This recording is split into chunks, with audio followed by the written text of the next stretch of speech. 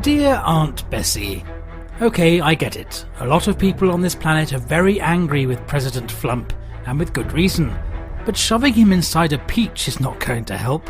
He'll just get sticky and look a bit more orange, if that's humanly possible. Heavens to Betsy, America, get your act together. Just fire him, preferably into the sun. Yours, etc., Andy. When do we beat Mexico at the border? They're laughing at us. They're bringing drugs. They're bringing crime. They're rapists. The big lie. I will be the greatest jobs president that God ever created. The American dream is dead.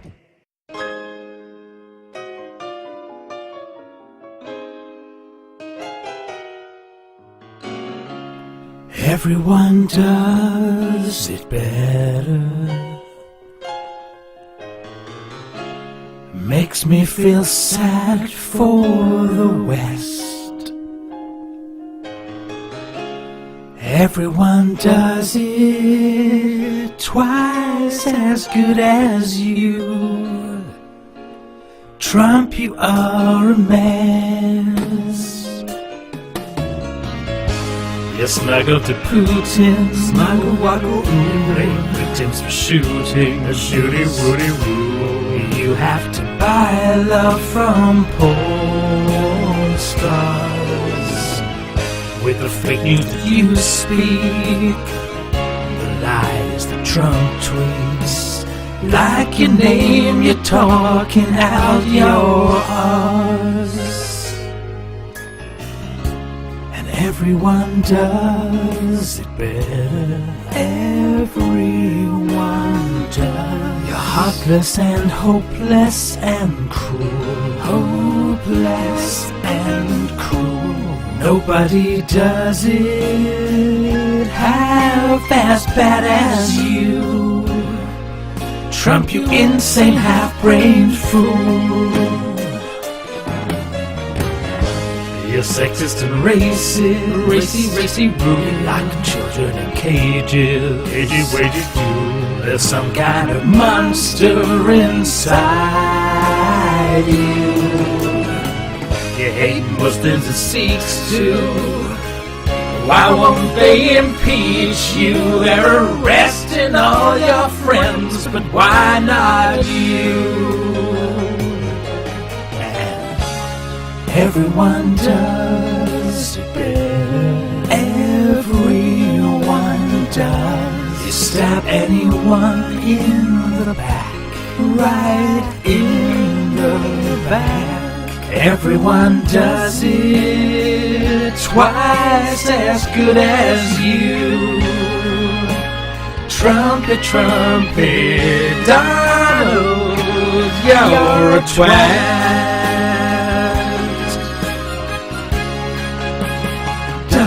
You're a twat. Donald, you're a twat. You're a twat. You're a twat. You are a twatty twat. American dream is dead.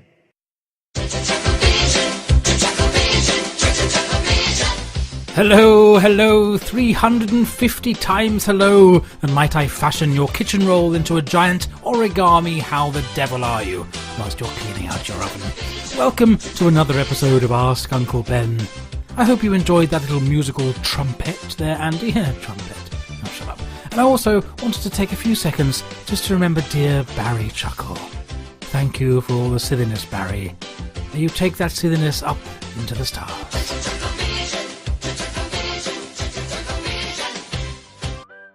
Now, we've got lots more questions to get through, so let's roll ourselves in rice flour and get on with it, shall we? Oh, and yes, I'm afraid Whistler is still being uncharacteristically happy and nice. I've mown the lawn into a picture of you and me holding hands. I hope you like it. Dear sweet hemorrhoids. You see what I mean? Anyway, Alex writes in. Hello, Alex. Alex writes, good after morning. A little late in responding, I'm afraid, but I really would like to know what is the latest you have ever been for something, and did someone else have to defuse the bomb as a result? Asking for a secret agent with only 2 minutes to spare. Oh dear. Well, after reading all that, I imagine you've only got just over 30 seconds or so left to defuse that bomb. So I shall give myself 30 seconds to answer, starting now. Oh God, okay, the latest I've ever been for something, late, oh my God, this music, a few years ago I was doing a play and I was 24 hours late for rehearsals, yes, that's probably it. I was also playing the lead part and I hadn't actually read the play, oh dear, didn't go down too well. But was that the latest I've ever been for something? Oh, I don't know, God, this music, I can't cope, excuse me, I've baked you a cake in the shape of your face, oh, not now, Whistler, but it's got raspberry eyebrows, oh, shut up, oh God, I don't know, oh yes, that's it, yes, in 1994 I was a week late for my own...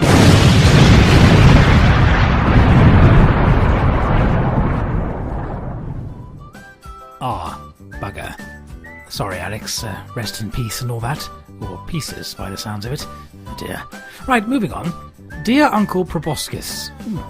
If the rich keep getting richer, and the poor keep getting poorer, how will the rich keep getting richer? For surely, eventually they will have all the money, and everyone else will be dead. They will have no customers. Good point. They'll be paying themselves to make a souffle, and they won't be happy about having to make their own souffles. Yours sincerely, Mr. Souffle. P.S. I am a souffle. P.P.S. I don't know how to find that French E thing with the accent. P.P.P.S. Would you like to buy a souffle? P.P.P.S.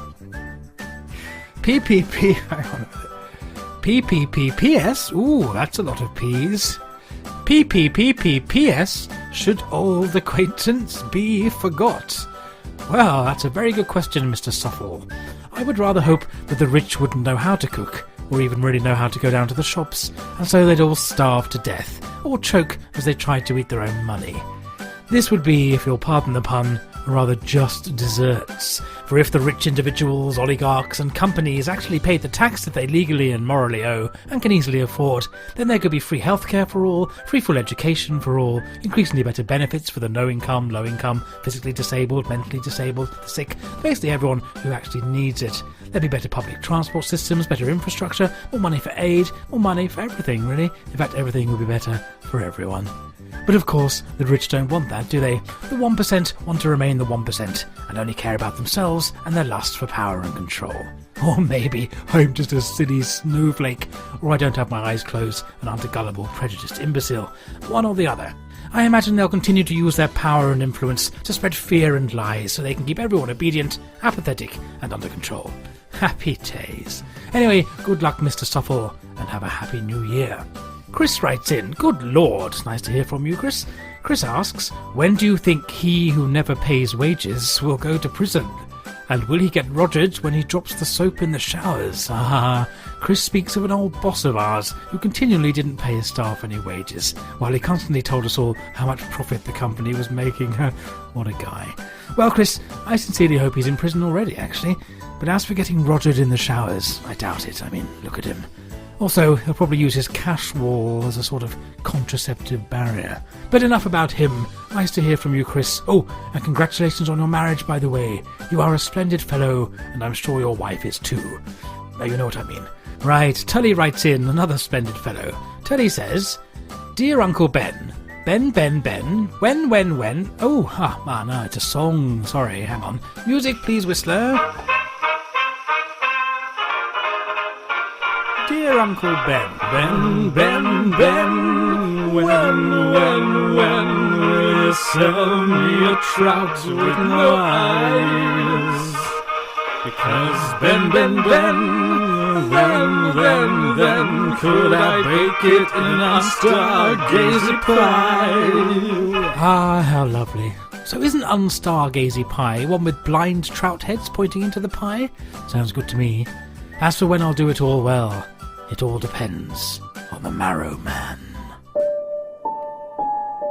The Marrow Man doth watch and wait. His trousers doth affect his gait. For in his pockets are construed an evil, dark, unripened brood. So if you see him on your stair, regard his pantaloons, beware the Marrow Man, and mind, his pocket fruits shall turn you blind. Sorry, I appear to have gone peculiar. I've knitted my chest hair into a portrait of us in Paris when we first met. But not as peculiar as that. Right, Simon asks, why are the actors I employ mostly self-interested hapless cunts who take all my money? Now you see, what you've done there, Simon, is include actors in the same sentence as self-interested hapless cunts, and yet you seem to be confused in some way. Of course, there are some nice actors, but not many, let's be honest. I'd just do two-person shows with you and Daisy if I were you. There's plenty of good ones, and plenty that could be adapted so two people could play everyone. Anyway, don't lose faith, you do excellent work. I've painted your childhood using spaghetti bolognese. Which is more than can be said for Whistler. Now Gemma gets in touch. Hello, lovely Gemma, and congratulations on your marvellous and beautiful arrival. Gemma asks, what's the best way to soothe an overtired baby who won't go to sleep and can't stop crying because he's too tired but can't work out that it's only him who can fix the problem? Asking for a friend. Oh dear. I'm not sure really. Whistler takes horse tranquilizers, but that's probably not a good idea. Clippity clop, I'm a nice little horse. Yes. I really don't know. Oh, good grief, hang on. The Oompas are coming out from under the bed. Finally! Fantastic. Hello, Oompas. Oompa, loompa, doobity-doo. We've got a sleepy song now for you. Oompa, loompa, doobity-die. We'll sing you to sleep with the Oompa lullaby. What do you get when you're floating on clouds, drifting away from the noise and the crowds? You get altitude sickness and you freeze to death. Ice in your blood and snow on your breath. Better to stay nice and warm. Smother them with chloroform. Oompa, loompa, doobity-die. No, stop it at once. I'm so sorry, Gemma. That is not a lullaby, Oompas, that is terrifying. I don't know what's got into them. Look, what's wrong with you, you half-sized horrors? Oompas sad. Oompas want to go home. Well, go on then, back under the bed. No, real home. Oompas won't go back to Chocolate Factory. Oompas leave Uncle Ben. Oh, I see. Well, okay, well, I'll try and get hold of Willie. Shut up, Whistler. Don't worry, Oompas, I'll get you home. In the meantime, Gemma, here's a proper lullaby to send us all to sleep. Sleep now, sleep now. The sun has set, the stars are out. High in the sky, they shine for you. They're calling you to sleep. Sleep now, sleep now.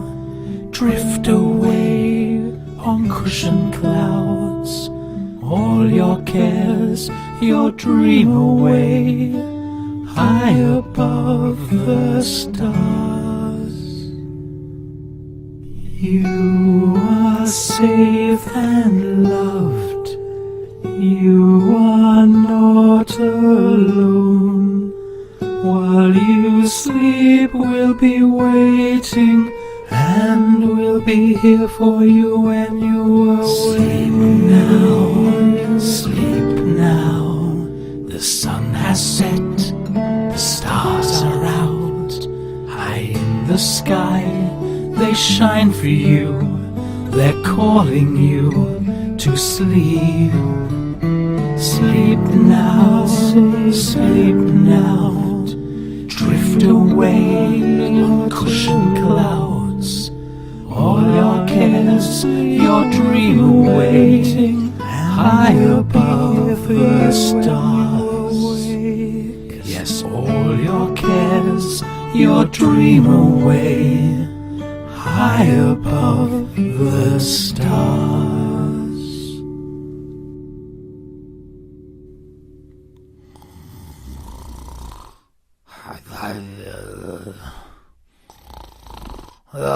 Cover me in chocolate.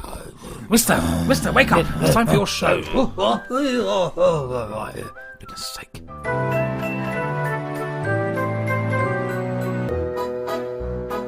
Rainbows and rivers and bright yellow ribbons, sunshine and blue skies and cute little kittens, daffodils blooming, just watching them grow. Nice things are my things, it's my Whistler show. When you're all blue, I can help you. Ask and I shall hear. 'Cause compassion's my passion, let kindness now flow. And welcome to Whistler's Show. Hello, hello, hello, my beautiful listeners. Welcome to another beautiful day and another beautiful Uncle Whistler show. Jesus H. Gandhi. Let's see what I can help you, dear friends, with today, shall we? Because remember, I am always here to help you and to make your days shine brighter. Laminated wank bishops. Right, Aidan writes in, Dear Uncle Whistler, further to your letter of the 16th inst, I refer you to the second paragraph, specifically where it reads, The Uncle Whistler show could only, and henceforth, if inasmuch as if it were clarified to a certain audience, heretofore and regardless of incident, be the literal corpus blessi of a preordained and predisposed sanctus hominem, then the entire estate of the late Tinkerbell would move to East Cheam, and good lord, is that an albatross? What's this maniac talking about? I'll gut him with a rusty pizza wheel. Ooh, the old you coming out of it there, eh, Whistler? Excellent. Thank you for writing such a detailed and fascinating question, my dear. Hang on, he continues. Dear Lady Bracknell, I've just given Whistler a vastly confusing question to answer. When he answers it, this should be your opportunity to leave, as both Uncle Ben and Uncle Whistler will be mired in litigious claptrap for at least 10 minutes. Choose your time wisely, and then run. Forget the handbag. This may be your only chance. What the hell? Have you seen this, Lady Bracknell? Oh, I haven't, dude. And I had no intention of going anywhere without my handbag. Lady Hetherington's spleen once journeyed to Ascot one summer without a handbag, and she hasn't received a single invite for cucumber sandwiches since. She does happen to be dead, but that's neither here nor there. Neither here nor there. Neither handbag or handbag. Bracknell's broken. Humbers, take her away and wind her up. I can't make head nor tail of this letter. Corpus blessi of a preordained and predisposed sanctus hominem. And Tinkers isn't dead. I spoke to her this morning. Oh, we're going to have to get the legal team in on this. Oh no. Oh no, that's the Beagle team. Hang on. Oh, there's the Seagull team. Oh, and the Smeagol team. Oh, sod it, I don't know where they are. I'll just make something up. Dear Aidan, further to your father of the former farmer's firmer feathers, I refer you to subsection J of paragraph special K, hitherto ballet shoes petting zoo, regarding the platypus homo I of the 1979 addendum to the agriculture and fishing boundaries law, specifically the Lapland Lasdili et Toribus Precedendum Lius Brexitus. Yours, Uncle Whistler. There we go, I'll do. Right, next question. Dear Uncle Ben, and indeed Uncle Whistler, we in the so-called hip-hop community feel slightly underrepresented. Start again. We in the so-called hip-hop community feel slightly underrepresented. How do you say this? How do you say that? Underrepresented. Oh, thank you. We in the so-called hip-hop community feel slightly underrepresented in your show. Oh, I did it. Well done. I'll get on with it. Yes, please. Right. To comfort us and to show us you're not a giant racist, could you or Whistler please rap on your next vaudevillian extravaganza? Yours sincerely, an Eminem. P.S. I am not Eminem. P.P.S. I am an Eminem. PPI insurance, I am a yellow M&M. And yes, we do taste different. Oh, I thought you did. I always said that, didn't I? Yes, you did. Yeah, I said that. Oh, and someone else adds to this. Dear uncles, May I add that the world in general is ignorant of the contribution to music of rap artists. Rap, with immense bravery and cunning, they lurk at places of entertainment, and armed with only gloves and extreme cases chloroform-soaked rags, they sneak up behind dreadful performers, and, with a glove or cloth, they muffle the god-awful shite that passes for singing. Respect, probably. Yours, Biggie Glove Master Flash. Ooh, Biggie. Well, a rap song? Oh, I don't know about that. Well, I do, and it's absolutely not happening. Oh, please, go on, it might be fun. No, I'd rather stick pitchforks in my testicles. Oh, but come on, please. No, buds, just get on with the next question, oh, Grandmaster Flasher. Oh, yes, sport. Sorry, everyone. Rightio. Well, ooh, someone sent me a letter. That's nice, isn't it? Another restraining order? No, I don't think so, actually. Well, let's have a look at the envelope. Uncle Whistler, Ben's bedroom, 40, etc. If you want to know the truth about your family, then look inside. Love, M. The truth? What truth? What do you mean the truth? Who's M? Oh no, it can't be Kelly. No, it's not her. No. Oh God, no, please, no. Whistler, no, what's happening? Whistler, it's okay. Oh no, where am am I? into a No, flashback. Whistler, can you hear me? No. Whistler. The freezer's cold and dark and empty, and it's your bed tonight. A mourning, yes, a poor old widow, a lonely betrayed wife. I see you standing crying at his grave, and you're whistling his old tune, and it reminds me you were just born bad, just born bad. Dear Dad, I wrote to you, but you're not replying. Mum says you died, but I think she's not well and she's lying. I've emailed you and WhatsApped you every day. You must not have got them. There's probably a problem with your internet or something. Sometimes I type too fast and I'm crying when I type them. Anyway, how are you? Are you happy where you are, Dad? Do you miss us? Do you think of us? Are you ever coming back, Dad? Mum's not doing so well. She locks me in the freezer. She says she betrayed us all by dying, but I just don't believe her.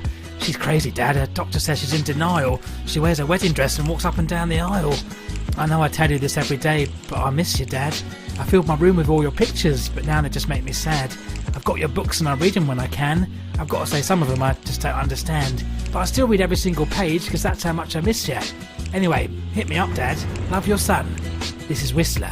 The freezer's cold and dark and empty, and it's your bed tonight. A mourning, yes, a poor old widow, a lonely betrayed wife. I see you standing crying at his grave, and you're whistling his old tune, and it reminds me you were just born bad, just born bad. Dear Dad, you've still not written back. I hope you will do soon. I'm not mad, it's just, well, she's locked me in my room. She smashed up my new phone. She doesn't know that I bought two. I know I'm bad and deceiving her, but I've got no one else to talk to. So even though you don't reply, it helps me when I write. Makes me feel like I've got someone. Makes me feel like I'm alive. I haven't left the house for months. Mum keeps screaming about you. I'm scared that she might hurt herself. I'm scared what she might do. She only lets me out my room to put me in that freezer. The doctor just gives her more pills and stares blankly when he sees her. I wish he would send a text to hello or hey, how's you? I'm frightened and I need you, Dad. I don't know what to do. I hate it when she gets like this. I can't help her, but I try. I get it. Why you left us, Dad. I do get why. I remember when she'd lose it, she'd get angry and she'd hit you. But I need you, Dad. Love, Whistler. P.S. She hits me too. The freezer's cold and dark and empty, and it's your bed tonight. A mourning, yes, a poor old widow, a lonely betrayed wife. I see you standing crying at his grave, and you're whistling his old tune, and it reminds me you were just born bad, just born bad. Dear Mister, I'm too good to call or write to my own family. Not calling me, just ignoring me because you don't know how to handle me. It's been 6 months since you walked out. We've not heard a single word since. I know Mum's been a nightmare, but what did I do to deserve this? I'm losing it, Dad. I'm trying everything to please her, but nothing works. She screams and hurts. She locks me in the freezer. It's abuse, man. She's abusing me. Keeps on using and confusing me. Can't take the things she's doing to me. Don't you see, Dad? You were losing me. Please believe me, man. This ain't my plan to bug you or to hurt you. I wish that I could handle this, but I can no longer stand all this, and I've got no one else to turn to. I wish that I was stronger, Dad, but I just can't last much longer, Dad. She keeps telling me I'm wrong and bad. Just tell me where you've gone, please, Dad. I can't do this on my own, please, Dad. Just pick up your goddamn phone, please, Dad. My head hurts. Am I going mad? All I feel is hurt and sad. Perhaps he's right, and I am bad. And that's why you don't love me, Dad. Hell, you don't care. I guess no one does. I'm done with you. And I'm done with love. The freezer's cold and dark and empty, and it's my bed tonight. Your mourning, yes, a poor old widow, a lonely betrayed wife. You see me standing crying at his grave, and I'm whistling his old tune, and it reminds you I was just born bad, just born bad. Dear Whistler, your messages have moved me. I hope you don't mind that I read them. You see, I found this phone just down my street and I like answering questions. I'm sorry that you're so alone and have got no one to talk to. I know I'm not your dad or anything, but maybe I could help you. See, I know what it's like to be losing the fight, to be scared and confused and alone, to be lost in the dark with a sad broken heart, to be trapped in your very own home. You think it's just you who feels how you do and that everyone else is okay. You try to reach out, but filled with fear, pain and doubt, you never really know quite what to say. Where my life's concerned, the best thing that I've learned is that none of us are truly alone. This stuff is all real. People feel how you feel. We're out here. You're not on your own. Your mum is not well. She needs help with her health, but it's help that you just can't give. It's not because you're bad or because of your dad. It's her own mind that the real problem's with. And don't be confused. What she does is abuse. You cannot keep suffering like that. You've got to believe it's not selfish to leave, and it doesn't mean you can never go back. But you must get away to somewhere healing and safe. It'll be best for you both in the end. Once you're safe and you're free, you can both get the help that you need, and you can do it while surrounded by friends. I don't know where you are, but I hope it's not far. I'm in Paris, and I know a safe place. Maybe you could allow us just a couple of hours. It would be nice if we talked face to face. We all need some help. Can't do it all by ourselves. Life gets so tangled and jumbled. So though I'm only a lad, and I'm sure nothing like your dad, I could maybe be a kind of nice uncle. And though you probably can't see it, and I know that it's weird, I hope that we two can be friends. Anyway, I'll keep hold of this phone. Please know you're not alone. I'm here any time. My name's Ben.